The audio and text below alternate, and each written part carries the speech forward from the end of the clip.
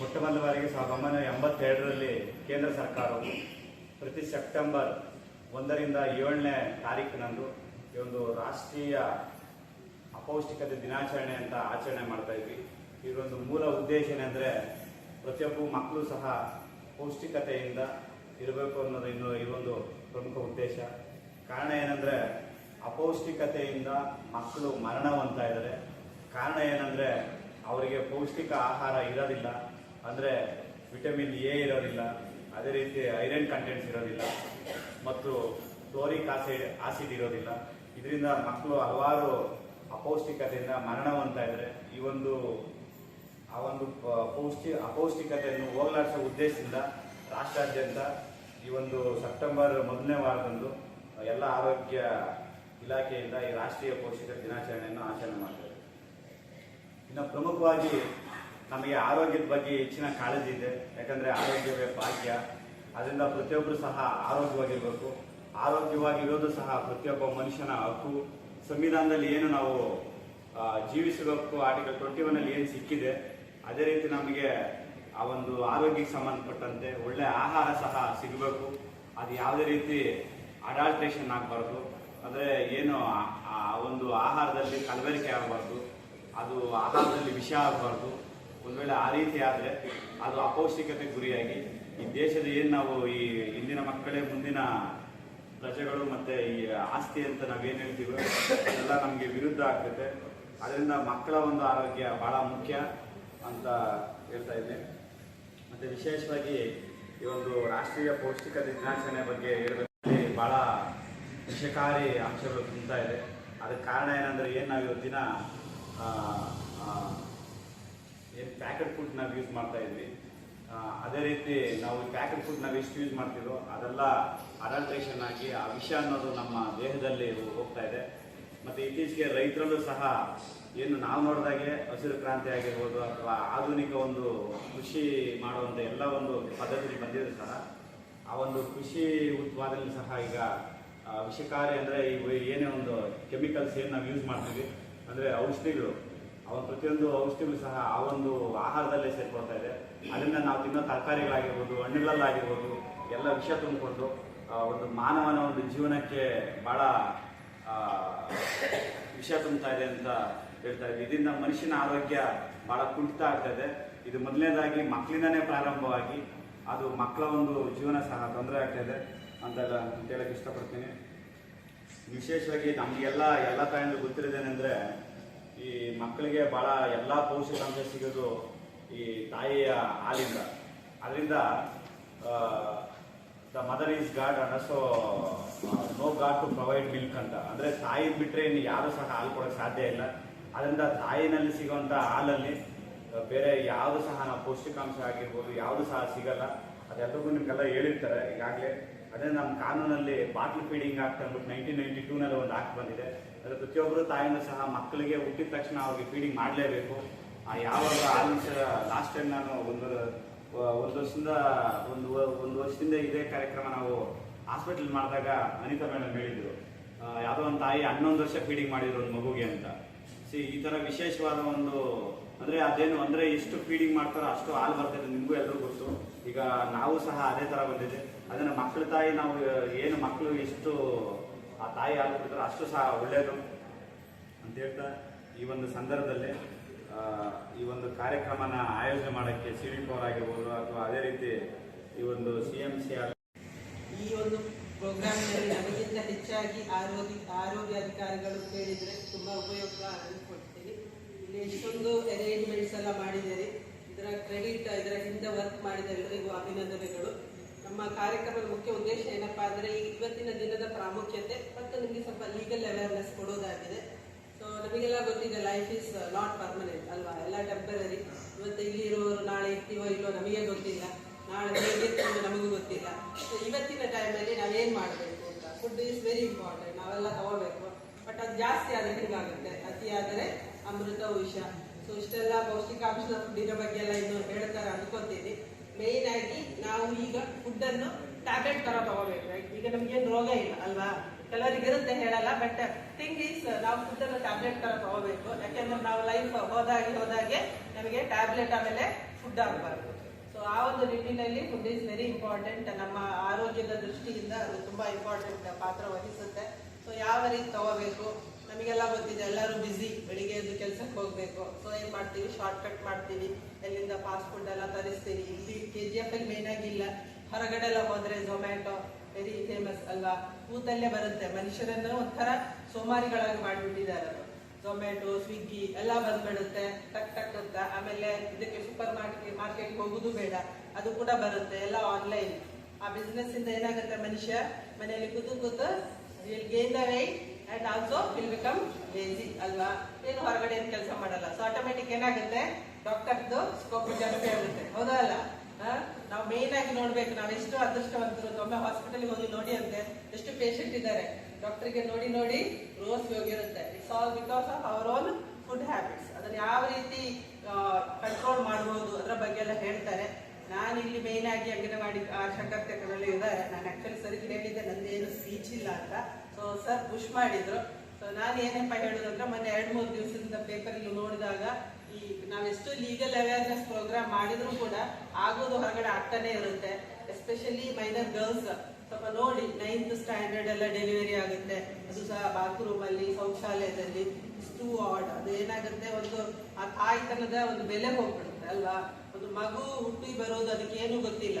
So ಅದನ್ನು ಮರುವ ಮೊದಲು ಅದನ್ನು ಆ ಒಂದು ಯಾವುದು ರಿಸೀವ್ ಮಾಡುವ ಅಟ್ಮಾಸ್ಫಿಯರ್ ಅಲ್ಲಿ ಇರಬೇಕು. ಇದು ಏನೂ ಇಲ್ಲ. ಶೌಚಾಲಯದಲ್ಲಿ ಒಂದು ಮಗುವನ್ನು ಡೆಲಿವರಿ ಮಾಡಿದ್ದು ಹೇಳೋದಕ್ಕೆ ಥಿಂಕ್ ಅಬೌಟ್ ಇಟ್. ಆ ಮಗು, ಆ ತಾಯಿ, ಅದು ಸಹ ಮಗುವೆ, 15 years old, 9th ಸ್ಟ್ಯಾಂಡರ್ಡ್.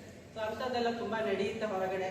ನೀವೆಲ್ಲ ಪ್ರಾಕ್ಟಿಕಲ್ ಹೊರಗಡೆ ವರ್ಕ್ ಮಾಡುವವರು ಸ್ವಲ್ಪ ಆ ಒಂದು ಗ್ರೌಂಡ್ ನಲ್ಲಿ ನೋಡಿ, ಪೋಕ್ಸೋ ಆಕ್ಟ್ ನಿಮಗೆಲ್ಲ ಗೊತ್ತಿದೆ, ಸ್ವಲ್ಪ ಅವೇರ್ನೆಸ್ ಜಾಸ್ತಿ ನೀವು ಹೊರಗಡೆ ಎಲ್ಲ ಹೇಳುತ್ತಾ 12 ಮಾಡಿ.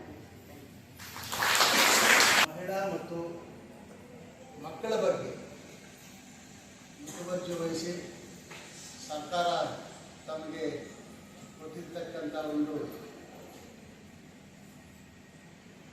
ಏನು ಜವಾಬ್ದಾರಿ ಏನಿದೆ, ಆ ಜವಾಬ್ದಾರಿಯನ್ನು ಅಂಗನವಾಡಿ ಕಾರ್ಯಕರ್ತರು ಮತ್ತು ಆಶಾ ಕಾರ್ಯಕರ್ತರು ನಿಭಾಯಿಸ್ತಾ ಇದ್ದಾರೆ.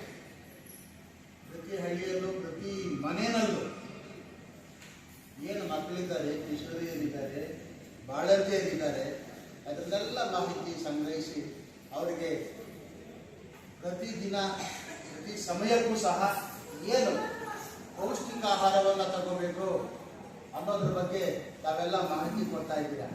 ನಿಮಗೆಲ್ಲ ಸಹ ವಕೀಲರ ಸಂಘದ ಪರವಾಗಿ ಅಭಿನಂದನೆಗಳನ್ನು ಈ ಸಂದರ್ಭದಲ್ಲಿ ತಿಳಿಸ್ತಾ ಇದ್ದೀನಿ.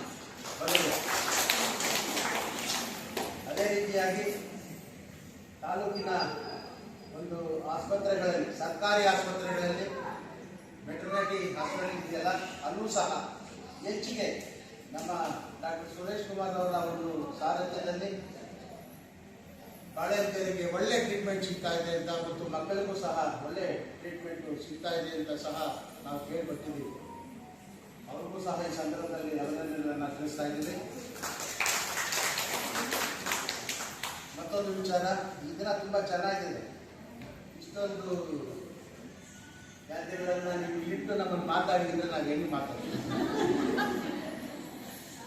ತುಂಬ ಕಷ್ಟ ಆಗ್ತಾ ಇದೆ. ಹಾಗಾಗಿ ಈ ಒಂದು ಕಾರ್ಯಕ್ರಮ ಅರ್ಥಪೂರ್ಣವಾಗಿತ್ತು.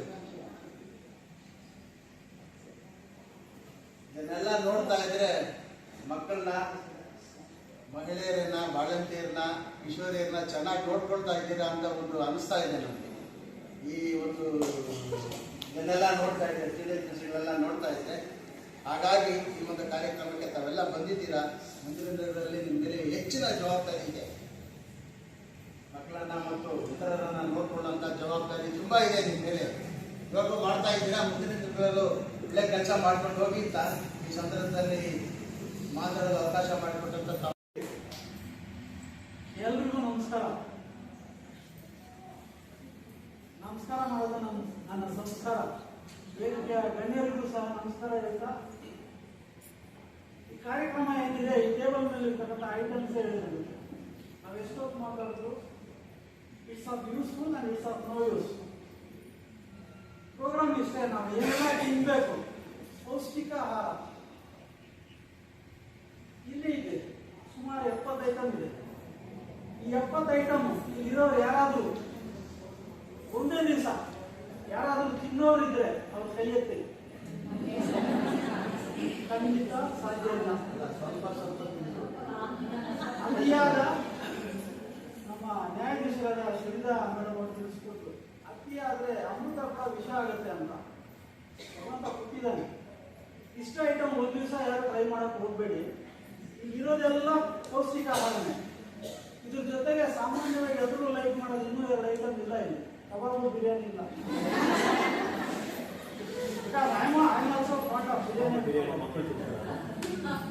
ಮಕ್ಕಳಿಗೆ ಬೇಡ, ದಯವಿಟ್ಟು ಮಕ್ಕಳಿಗೆ ಪೌಷ್ಟಿಕ ಆಹಾರ ಬಾಣಂತಿಯರಿಗೆ, ವಿಶೇಷವಾಗಿ ಹೆಣ್ಣು ಮಕ್ಕಳಿಗೆ, ಆಮೇಲೆ ಗಂಡು ಮಕ್ಕಳಿಗೆ. ಗಂಡಸರಿಗೆ ಹೆಣ್ಣು ಮಕ್ಕಳು ಚೆನ್ನಾಗಿದ್ರೆ ಗಂಡು ಮಕ್ಕಳು ಚೆನ್ನಾಗಿರ್ತಾರೆ, ಹೆಣ್ಣು ಮಕ್ಕಳು ಗಂಡು ಮಕ್ಕಳು ಚೆನ್ನಾಗಿದ್ರೆ ಮಕ್ಕಳು ಚೆನ್ನಾಗಿರ್ತಾರೆ.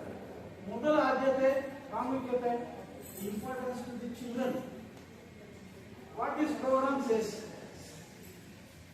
how to maintain balanced food in terms of ಇಲ್ಲಿರ್ತಕ್ಕಂಥ ಪೌಷ್ಟಿಕ ಆಹಾರ. ಇದು ಪ್ರತಿದಿನ ನಾವೆಲ್ಲ ಮಕ್ಕಳಿಗೂ ಕೊಡೋದಕ್ಕೆ ಸಾಧ್ಯ ಇಲ್ಲ.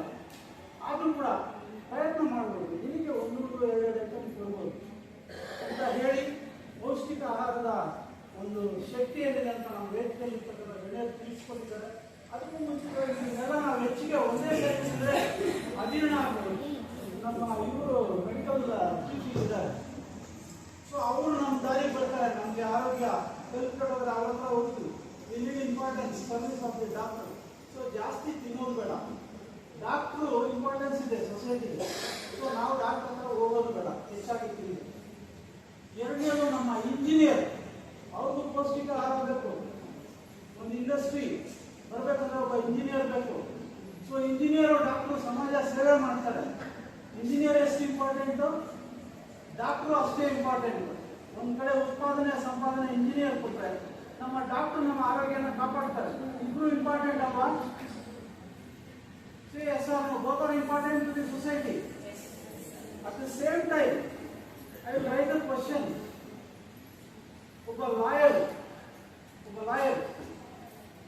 ಒಬ್ಬ ಸೈನಿಕ, soldier, their service also is very, very important for the nation.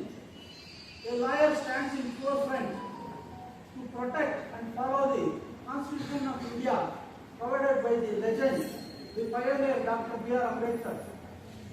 ಆ ಕಾನೂನು ಚೌಕಟ್ಟಿನಲ್ಲಿ ವಕೀಲರನ್ನು ನ್ಯಾಯ ಕೊಡಿಸ್ತಾರೆ.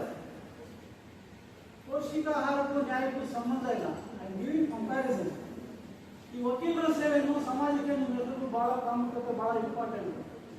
ಅಟ್ ದಿ ಸೇಮ್ ಟೈಮ್ ನಮ್ಮ ಬಾರ್ನಲ್ಲಿ 24/7 ಕೋಟ್ ಇಲ್ಲ, ಜಾಕೆಟ್ ಇಲ್ಲ, ಚಳಿಯಲ್ಲಿ 24/7 ನಮ್ಮನ್ನ ಕಾಯ್ತಾ ಇರ್ತಾರೆ, ನಮ್ಮನ್ನ ರಕ್ಷಣೆ ಕೊಡ್ತಾರೆ. ಆ soldier, lawyer under the great constitution provided by Ambedkar, both are very important. Lawyer ಬೇಕು, soldier ಬೇಕು, doctor ಬೇಕು, engineer ಬೇಕು. Am I correct? ಇವರೆಲ್ಲರಿಗೂ 365 ದಿವಸ ಊಟ ಕೊಡೋರು ಯಾರು? Answer is readily available in your lips. ರೈತ ಕೊಡ್ತೀರಾ? ಆ ರೈತನ ಒಂದು ಚಪ್ಪಾಳೆ ಬರಲಿ. ಇರ್ತಕ್ಕಂಥ 60 ವಸ್ತುಗಳು ಏನು ಬೆಳೆದಿದ್ದೀರಿ, ಎಲ್ಲ ಭೂಮಿ ಮೇಲೆ ಬೆಳೆದಿರೋದು, ಆ ಕಷ್ಟಪಟ್ಟು ಬೆಳೆದಿರ್ತಕ್ಕಂಥ ರೈತ ನಮ್ಮ ಮುಂದೆ ಇಟ್ಟಿದ್ದಾನೆ.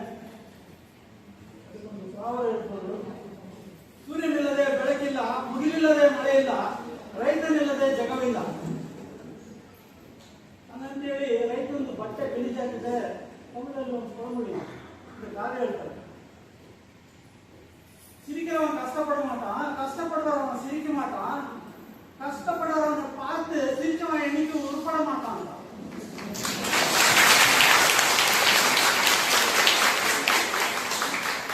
ಅಂದ್ರೆ ರೈತನ ಬಟ್ಟೆ ಗಲೀಜಾಗಿದೆ.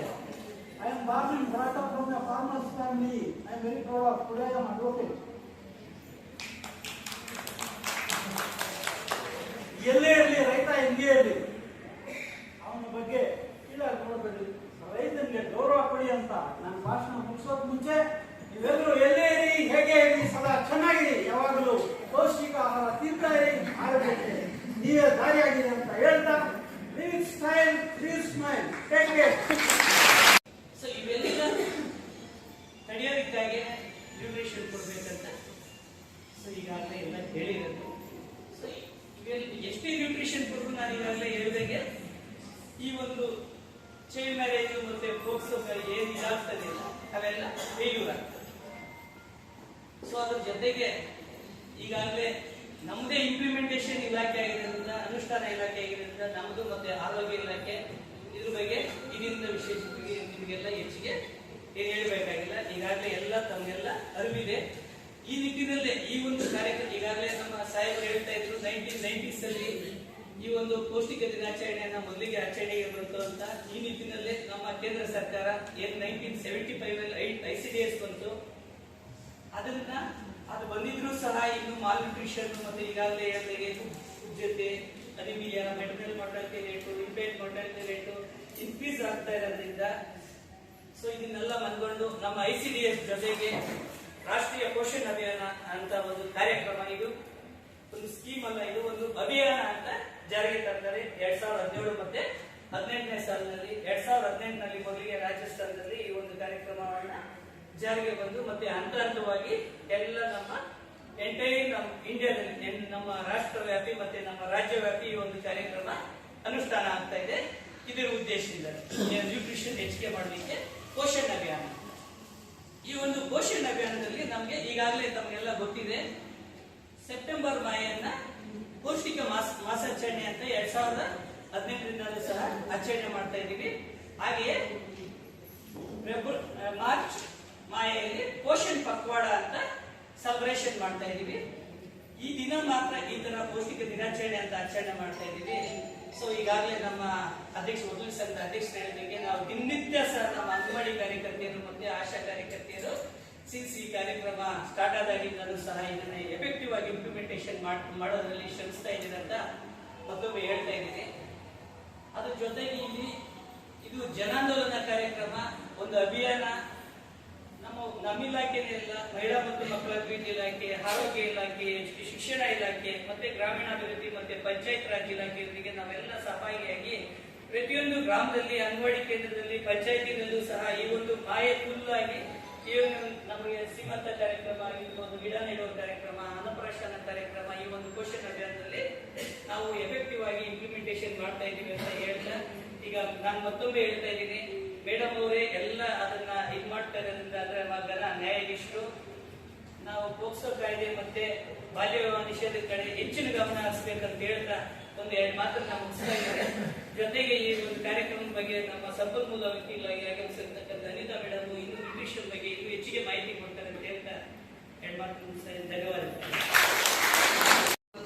ಮನೆಗೆ ಬಂದಾಗ ಕಿಶೋರಿಯರು ಅಂತ ನೀವೇನು ಕರೀತೀರಾ ಅವ್ರಿಗೆ ಒಂದು ಮೀಟಿಂಗ್ ಮಾಡಿಬಿಟ್ಟು ಈ ತರ ತೊಂದರೆ ಆಗ್ತಾ ಇದೆ ಅಂತ ಹೇಳೋದ್ರಿಂದ ನಮ್ಮಲ್ಲಿ ಪೋಕ್ಸೋ ಕಾಯ್ದೆ ಏನಿದೆ ಇದ್ರ ಬಗ್ಗೆ ಹೆಚ್ಚಿನ ಮಾಹಿತಿಯನ್ನು ನೀಡಿದ್ರೆ ಯಾವುದೇ ಹೆಣ್ಮಕ್ಳು ತಪ್ಪು ದಾರಿಗೆ ಹೋಗೋದಿಲ್ಲ. ನಾವು ಮೊದಲ ಹೆಜ್ಜೆಯಾಗಿ PUC ಮಕ್ಕಳನ್ನ ಸೆಲೆಕ್ಟ್ ಮಾಡ್ಕೊಳ್ತಾ ಇದ್ರಿ. ಏನಂದ್ರೆ ನೀವು ನೆಕ್ಸ್ಟ್ ಮದುವೆ ಆಗೋರು, ನಿಮಗೆ ಹೆಚ್ಚಿನ ರೀತಿಯಲ್ಲಿ ಒಂದು ಆರೋಗ್ಯ ಶಿಕ್ಷಣದ ಅವಶ್ಯಕತೆ ಇದೆ. ನಿಮ್ಮ ಒಂದು ಪರ್ಸನಲ್ ಪ್ರಾಬ್ಲಮ್ ಇರ್ಬೋದು, ಪೌಷ್ಟಿಕ ಆಹಾರದ ಬಗ್ಗೆ ಮತ್ತೆ ಅವರು ತೆಗೆದುಕೊಳ್ಳುವ ನಿರ್ಧಾರಗಳ ಬಗ್ಗೆ ನಾವು ಆರೋಗ್ಯ ಶಿಕ್ಷಣ ಹೇಳ್ತಾ ಇದ್ವಿ. ಈಗ ಸ್ವಲ್ಪ ಹಿಂದೆ ಹೋಗ್ಬಿಟ್ಟು 4ನೇ ತರಗತಿಯಿಂದನೇ ನಾವು ಹದಿಹರೆಯದವರು. ಯಾಕೆ ಅಂದ್ರೆ ಹೆಣ್ಮಕ್ಳು ಈಗ 10 ರಿಂದ 12 ವರ್ಷದೊಳಗಡೆ ಮೆಚೂರ್ ಆಗ್ತಾ ಇದ್ದಾರೆ. ಆ ವಯಸ್ಸಿಗೆ ಬಂದಿರ್ತಕ್ಕಂಥ ಹೆಣ್ಣು ಮಕ್ಕಳು ಯಾವ ರೀತಿ ಅವ್ರನ್ನ ನಾವು ಕಾಪಾಡ್ಕೊಳ್ಬೇಕು ಅನ್ನೋ ನಿಟ್ಟಿನಲ್ಲಿ ನಾವು ಎಲ್ಲಾ ಶಾಲೆಗಳಲ್ಲಿ ಮತ್ತೆ ಕಾಲೇಜುಗಳಲ್ಲಿ ಹದಿಹರೆಯದವರಿಗೆ ಆರೋಗ್ಯ ಶಿಕ್ಷಣ ನೀಡ್ತಾ ಇದ್ದೀವಿ. ಇದ್ರ ಜೊತೆಗೆ ನಿಮ್ಮ ಬೆಂಬಲವನ್ನು ನಾವು ಕೇಳ್ತಾ ಇದ್ದೀವಿ. ಯಾವುದೇ ಒಂದು ಮಗು 18 ವರ್ಷದ ಒಳಗೆ ತಪ್ಪು ದಾರಿ ಹಿಡಿದ್ರೆ, ಒಂದೇ ಒಂದು ಪ್ರಕರಣ ನಡೆದಿರೋದು ಕೊಪ್ಪಳದಲ್ಲಿ ಆದ್ರೂ ಒಂದು ವಾರದ ಹಿಂದೆ ಎಲ್ಲಾ ಕಡೆ ರಾಜ್ಯದಲ್ಲಿ ಎಲ್ಲಾ ಕಡೆ ಅದೊಂದು ಸಂಚಲನ ಮೂಡಿಸು ಅಲ್ವಾ. ನಮ್ಮ ಒಂದು ಹೆಣ್ಮಕ್ಳು ಉನ್ನತ ಸ್ಥಾನಕ್ಕೆ ಹೋಗಿ ಹೆಸರು ತಗೊಂಡು ಎಲ್ಲರೂ ಬೆನ್ನು ತಟ್ಟಿ ನಾವು ಸನ್ಮಾನ ಮಾಡ್ತೀವಿ. ಆದ್ರೆ ಒಂದು ತಪ್ಪು ದಾರಿ ಹಿಡಿದಾಗ ಅಲ್ಲಿರ್ತಕ್ಕಂಥ ಪೋಷಕರ ಜೊತೆಗೆ ಅಲ್ಲಿನ ಸಿಬ್ಬಂದಿ ಯಾರ್ಯಾರಿದ್ದಾರೆ ಅವ್ರಿಗೂ ಸಹ ಒಂದು ಕೆಟ್ಟ ಹೆಸರು ಬರ್ತಾ ಇದೆ. ಹಾಗಾಗಿ ಅವನ್ನೆಲ್ಲ ನಾವು ಕಾಪಾಡ್ಕೊಂಡು ಬರ್ಬೇಕು ಅಂತ ಹೇಳಿದ್ರೆ ಮಕ್ಕಳಿರ್ಬೋದು, ಗರ್ಭಿಣಿಯರಿರ್ಬೋದು, ಬಾಣಂತಿಯರಿರ್ಬೋದು, ಕಿಶೋರಿಯರಿರ್ಬೋದು, ಸಂತಾನೋತ್ಪತ್ತಿಗೆ ಒಳಪಡುವ ಮಹಿಳೆಯರಿರ್ಬೋದು, ಇವರನ್ನೆಲ್ಲ ಕಾಪಾಡೋ ನಿಟ್ಟಿನಲ್ಲಿ ನಮ್ಮ ಒಂದು ಆರೋಗ್ಯ ಇಲಾಖೆ ಇರ್ಬೋದು, ಹೆಚ್ಚಿನ ರೀತಿಯಲ್ಲಿ ಮಹಿಳಾ ಮತ್ತು ಮಕ್ಕಳ ಕಲ್ಯಾಣ ಇಲಾಖೆಯವರು, ಅದರ ಜೊತೆಗೆ ಶಿಕ್ಷಣ ಇಲಾಖೆ, ಸಮಾಜ ಕಲ್ಯಾಣ ಇಲಾಖೆ, ವಿವಿಧ ಇಲಾಖೆಗಳ ಸಹಕಾರದೊಂದಿಗೆ ನಾವು ಈ ಒಂದು ಕಾರ್ಯಕ್ರಮವನ್ನು ಯಶಸ್ವಿಗೊಳಿಸೋಣ. ಹಾಗೇನೆ ದೇಶದಲ್ಲಿ ಅಪೌಷ್ಟಿಕತೆಯನ್ನು ತೊಲಗಿಸೋಣ. ಈಗಾಗಲೇ ನಾವು ಶಾಲೆಗಳಲ್ಲಿ ಅಪೌಷ್ಟಿಕತೆ ಮುಕ್ತ ಕರ್ನಾಟಕ ಅಂದ್ರೆ ಅಪೌಷ್ಟಿಕತೆ ಮುಕ್ತ ಕರ್ನಾಟಕ ಮಾಡುವ ನಿಟ್ಟಿನಲ್ಲಿ ಎಲ್ಲರ ಸಹಕಾರವನ್ನು ಬಯಸುತ್ತಾ ಈ ಒಂದು ಕಾರ್ಯಕ್ರಮದಲ್ಲಿ ಸುಂದರ ಕಾರ್ಯಕ್ರಮ ಅಂತ ಹೇಳ್ಬೋದು. ಈ ಕಾರ್ಯಕ್ರಮದಲ್ಲಿ ವಿವಿಧ ಬಗೆಯ ಅಡಿಗೆಗಳನ್ನ ಮಾಡ್ಕೊಂಡು ಬಂದಿದ್ದೀರಾ. ಹಾಗೆ ಕಡಿಮೆ ತಿಂದ್ರೆ ಅಪೌಷ್ಟಿಕತೆ, ಜಾಸ್ತಿ ತಿಂದ್ರೆ ವಿಷ ಆಗಲ್ಲ. ಅಂದ್ರೆ ಬಲಿಷ್ಠ ಜಾಸ್ತಿ ಓವರ್ ವೇಟ್ ಅಂತ ಕರಿತೀವಿ ನಾವು. ಅಂಡರ್ ವೇಟ್ನು ಕಷ್ಟನೇ, ಓವರ್ ವೇಟ್ ಕಷ್ಟ. ಜಾಸ್ತಿ ತಿಂದ್ರೆ ಓವರ್ ವೇಟ್, ಅದನ್ನ ತುಂಬಾ ರಿಸ್ಕ್ ನಮ್ಮ ಬಾಡಿನ ನಾವು